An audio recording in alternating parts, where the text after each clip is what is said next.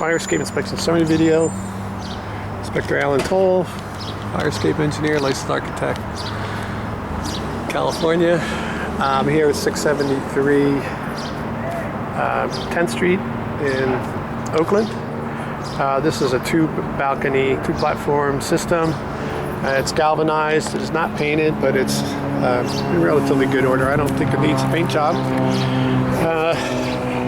Everything is original hardware. In order to certify this fire escape, we would need to load test it or restore it fully and replace all the existing hardware with bolts. Or we can partially restore and load test. Or we could provide an opinion affidavit or fully restore it, or provide an opinion affidavit stating to the best of our opinion, knowledge, and belief, information, knowledge, and belief that this fire escape is ready for its intended use. And